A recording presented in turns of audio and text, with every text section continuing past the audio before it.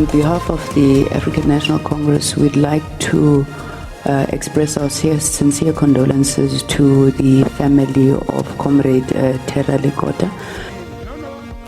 Akasekho emhlabeni umholi weCOPE uMosiwa Terra Lekota kanti kudlule emhlabeni eneminyaka engama-77 ngemva kokuxinwa ukugula. It has been necessary to provide contextual background on certain events and allegations. Namhlanje inhloko yethimba lobugebengu obuhleliwe esamise uMajor General Richard Shibiri wethula-ke ubufakazi ekhomishani kaMadlanga kanti usola-ke ngokufumbathiswa uVusumuzi Khet Matlala kanye-ke nokuphazamisa uphenyo lokubulawa konjiniyela u-Armand Swart. The suspects fled the scene with several bags of money. However, the safe remained intact. Anyone with information regarding the whereabouts of the suspects is urged to contact the nearest police station. Amaphoyisa KwaZulu-Natal athungatha abasolwa abayisishiyagalombili ngemva kokuduna kwemoto ethwala imali emgwaqweni we-N2 eningizimu yeTheku namhlanje ekuseni kanti-ke kudutshuleke onogada ababili balimala kulesi sigameko. Ukuthola kube kwembukeli ngiyakwamukela ezindabeni zehora lokuqala ezingunqa phambili kanti futhi-ke ezihamba phambili la ku-SABC 1 eMzansi for sure kanjalo-ke naku-SABC lihayi igama lami nginguDawud Phungula mbukela-ke sibheke ezihamba phambili emini nje.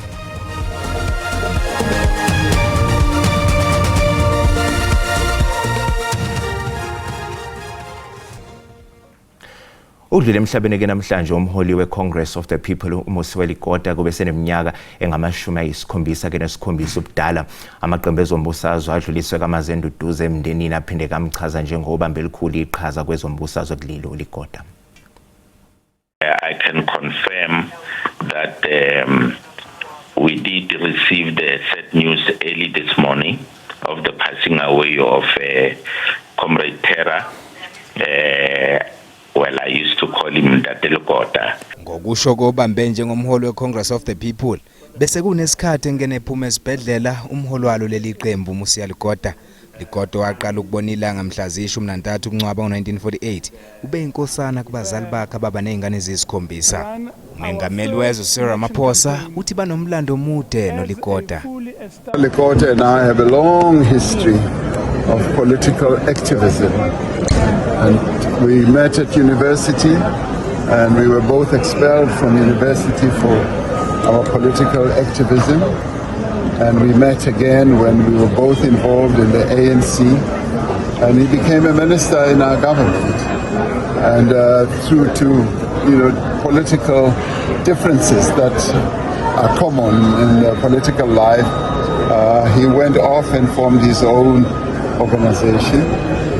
Amaqembu ezombusazwe adlulisa amazwi enduduzo emndenini wakaLekota. We'd like to express our sincere condolences to the family of Comrade Terra Lekota. Those who speak well usually say there's only one day we do not know, and usuku lokuhamba emhlabeni. So we are saying God has taken what belongs to him. Lekota uzokhunjulwa kakhulu ngamaphuzu abevama uqhamuka nawo mangabe kuhlangenwe eshamthetho. No, I must say this. Kwakumhla ziyi-16 kuZibandlela ngo-2009 ngenkathi uLekota eqokwa njengomholi weCongress of the People.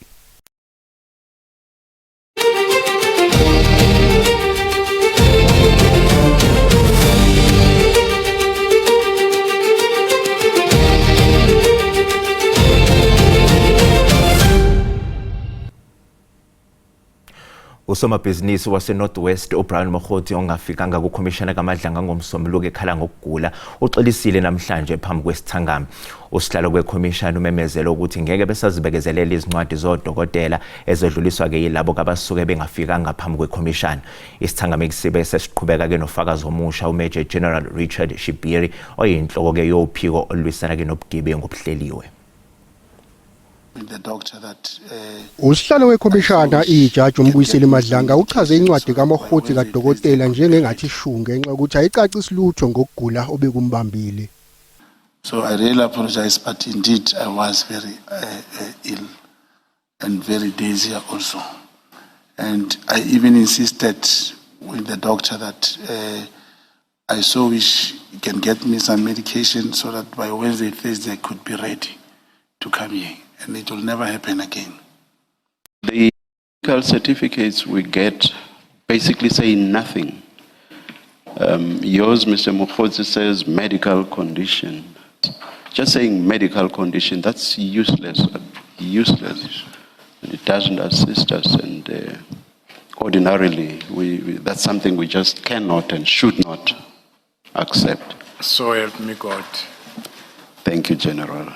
Kube sekuqhutshekwa nezethulo zobufakazi benhloko ebhekela amaphoyisa alwisana nobugebengu obuhleliwe uMajor General Shibiri osamisiwe esikhundleni. Igama lika Shibiri selivezwe izikhawu phambi kwekhomishana einsolweni zokuxambukela kwakhe ophinyeni lokubulawa kanjiniyela uAman Swart naseyinsolweni zokuthi wake wahlomula ngemali engaphezulu kweinkulungwane ezingama-50 zamarandi ayithunyelelwa uVusumuzi Khet Matlala. The investigation into murder of Aman Swart, the SAPS contract with Medicare 24 Tshwane District Pty Ltd, and about any payments made by me or my family members to Vusumuzi Khet Matlala, and any payments made to me or my family members by Mr. Vusumuzi Matlala. Major General Shibiri uzobe esephoselwa inselele ngokuhlonywa ngemibuzo ngamalungu esithangami sekhomishana uma esephothula izithulo zestatimende sakhe sobufakazi.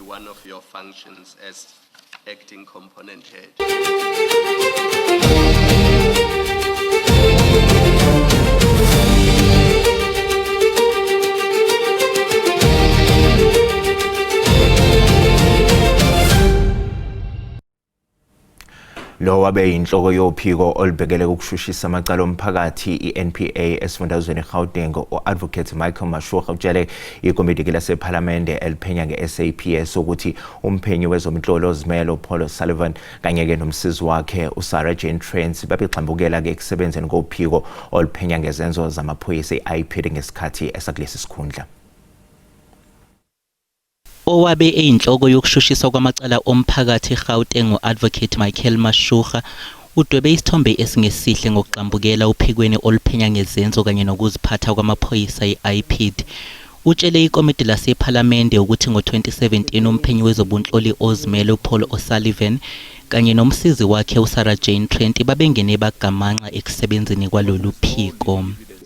The IPD investigation at that stage was not independent because it was infiltrated by and led by Mr. O'Sullivan and Ms. Sarah Jane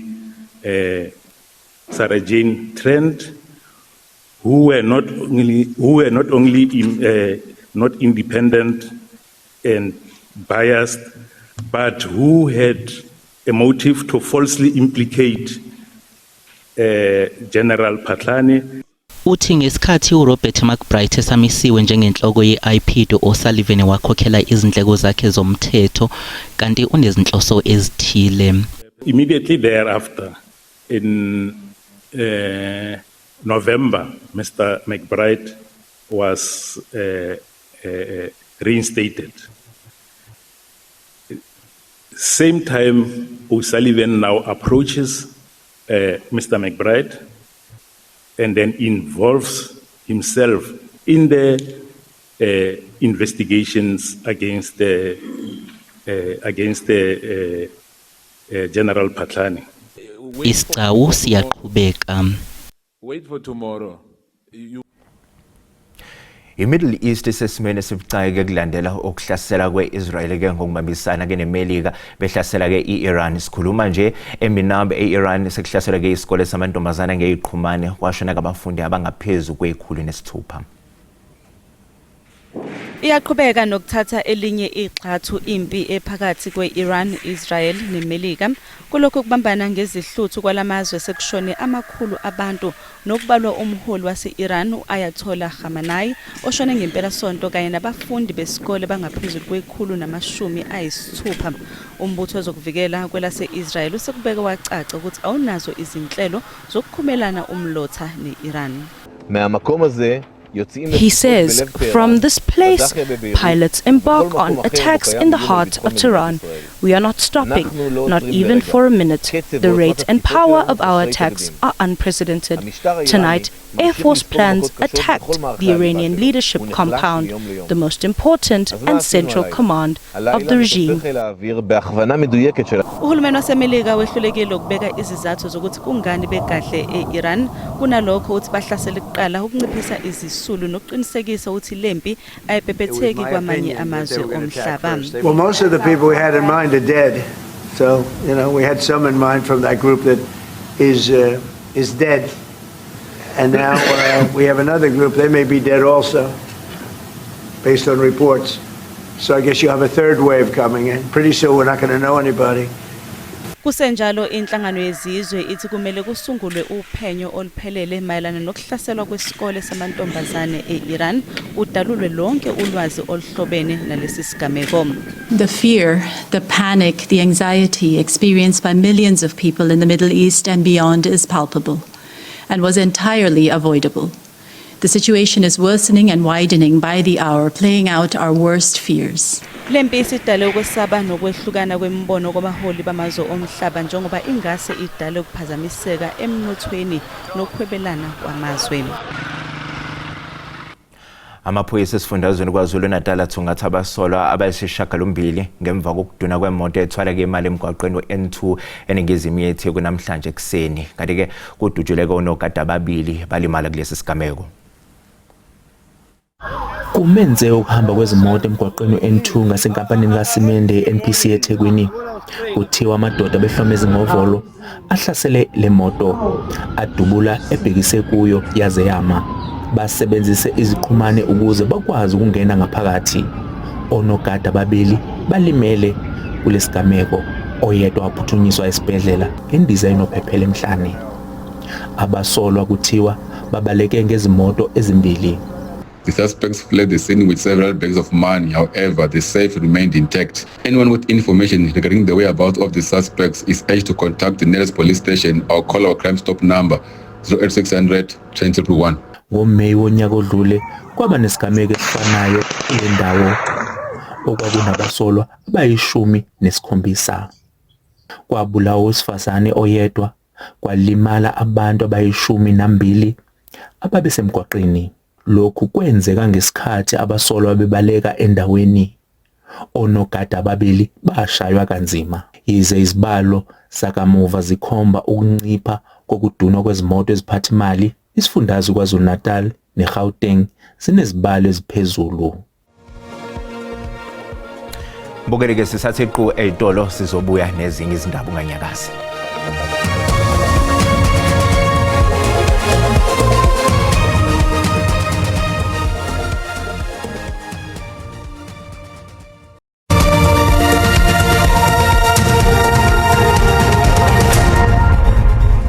Bukela sikubikelele sikwamukela uma ngabe usanda ngena odabeni oluphambili besibiko ukuthi akasekho emhlabeni umholi weCOPE uMusiwa Terry Kodwa kanti udluleke emhlabeni eneminyaka engama-77 ngemva kokuxinwa ukugula. Bukela sikhumbuza ukuthi le indaba ziyatholakala ku-YouTube naku-SABC Plus. Ngena kuzo uzicinge ngamagama athi SABC izindaba nakanjani uzosithola ngomjalo bazo. Uhulumeni ufuna-ke iziphendulela inkampani okuyiyona yakhe isakhiwo esidilikile kwashona-ke izisebenzi eziyisishiyagalolunye e-Omonde eningizimu yeGoli. Kanti-ke okunye okuvele ngale sakhiwo ukuthi-ke isimo saso asiculisi njengoba-ke siney'nkomba zokuthi bekungesona-ke isakhiwo-ke esingasebenzela kabantu. Imizamo yokutakula igcine imisiwe ngenxa yezingcucu zikaKhonkolo obhidlikele wagcwala yonke indawo owenza kube nzima ukuqhubeka nohlelo lokutakula. Obviously, everything was loose, everything was just hang all over. But with the technicalities or the expertise that I have within the team, We managed to stabilize the concrete. The concrete is all over, the steel is all over. Everything, it was just a risky situation. Sekuhlonzwe ukuthi kuningi okungamaphutha nokungazange kulandelwe ngesikhathi kwakhiwa. Sekufunwa inkampani New Order Investment okuyiyona ibiqhuba lesi sakhiwo ukuthi izosiphendulela ngalesi simo. I want to call on the company that constructed this building, New Order INV, to come forward and to take accountability for what has gone on here, or if any member of the public knows where the owner of this company is, to immediately contact the SAPS or local law enforcement. Ihhovisi lomnyango wezisebenzi nokuqasha lifuna ukubambisana ngokuphelele namaphoyisa enhloso yokuqinisa uphenyo. We went there yesterday and I can say to you that what we saw there will break your heart, and some of the things that you see you can just tell that some of the incidents can be preventable. We are coming from the George incident that happened in 2024. Last year we had a temple in Verulam and another one in another building in Chongat. So it's becoming a big issue of disregard of occupational health and safety laws. Lendawo seyedluliselwe ezandleni zophenyo lomaphoyisa kwavulwa nophenyo ngokushona kwabantu. Liphinde lahlehliselo omhlazi yishumi kuNdasa icala lezelamano siyabonga noMalusi Ndimande nabasolwa ke ngokubulala uKenan aka Forbes nomngane wakhe uDavid Tibbs Mtswane kanti kulindele ukuthi ke bafaka isicelo sebail uma ke bephinda bevela enkantolo. Malusi Dave Indimande and Siyabonga Kezani Indimande. To both of you under case number 23-10354 of 2025.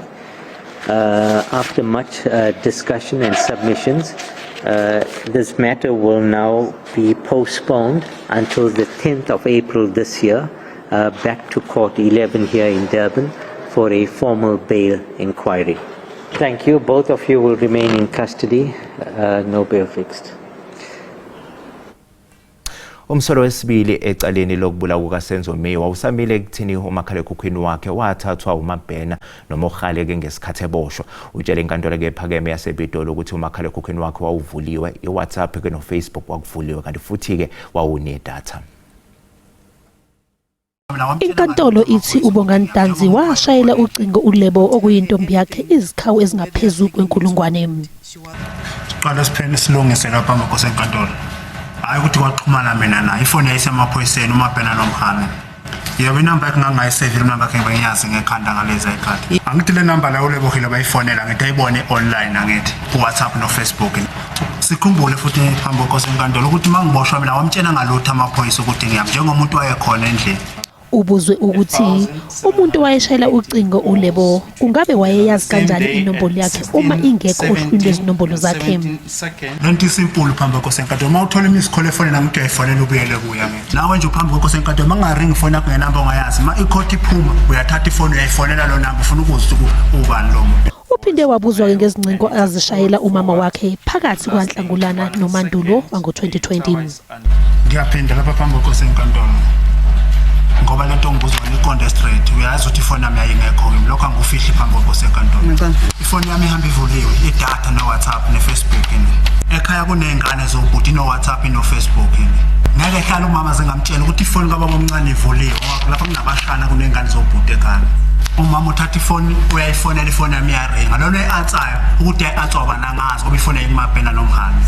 Icala liyaqhubeka. Ukuthi mangiboshwa mina bengaziwa uyaqhubeka nokwethula ubufakazi bakhe wayengumphenyi wophiko lwezimelo oluphenya ke ngezenzo nokuziphatha ke kwamaphoyisa uShamila Williams kanti ke esigcaweni ke sejaji uBesinkabinde ke esiphenya ke ngobuqotho bomqondisi weNPA eSouth Gauteng uAdvocate Andrew Chauke.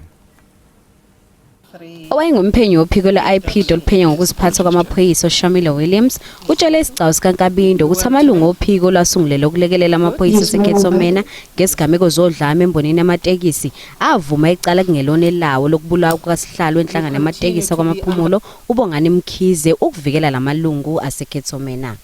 It is clear to me that this was a conspiracy to kill Mr. Bongani Mkhize no matter what.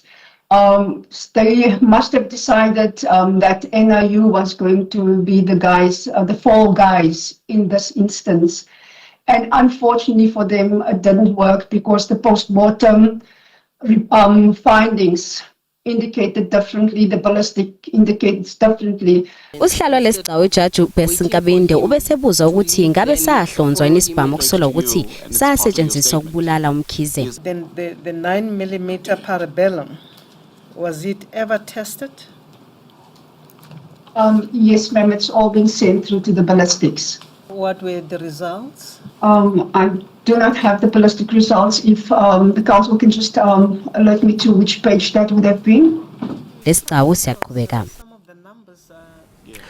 Umengameli uCyril Ramaphosa uthi iTheku seliqalile ukubeleka esimene esingcono ukulandela ukungenelela kahulumeni ukusungula ithimba ngo-2024 elalizokwenza kangcono ukuhlinzeka kwezidingo nqangi. Eminyakeni emibili endlule iTheku bekuyidolobha elifadabalayo ezokuvakasha nomnotho kucwila. Ngo-April ka-2024 umongameli uCyril Ramaphosa ubese ngenelela ukuze kubuyiswe uzinzo. Emva komsebenzi we-Presidential eThekwini Working Group sekubikwa uguquko olukhuthazayo. After 2 years of the Presidential eThekwini Working Group, there are real tangible signs that the decline has been arrested, that stability has taken root, and that recovery is definitely underway. The latest findings of the Durban Business Confidence Index tells an important story.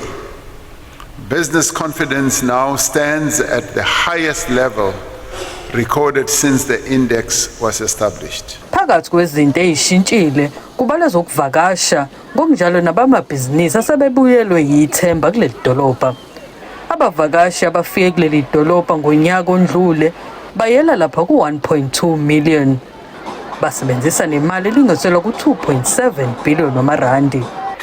Izinga lokwethemba imboni yezomkhiqizo eThekwini nokungeyesibili ubukhulu kuleli likhuphuke ngo-16%. Kodwa abamabhizinisi banxusa ukuthi uhulumeni avikele labo abakhiqizayo kuleli kwimpahla eshibhile ethutheleka kuleli vela ngaphandle.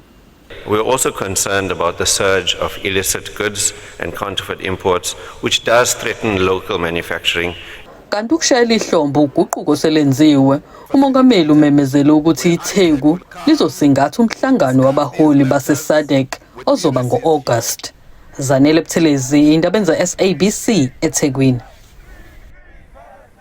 Imeya yaseKapa uJordan Hill Lewis uthembise abantu baseNingizimu Afrika ukuthi uzophenya uzakwabo uDean McPherson ophinda abe kuNgqongqoshe wezemisebenzi kahulumeni kulandela kokukhathazeka okuvele emayelana ke nohambo lwakhe lwaluya ke eBrazil nahlekisana naye ekupheleni kuka-2024 kubikwa ukuthi lwabiza ke izinkulungwane ezingama-350 zamarandi.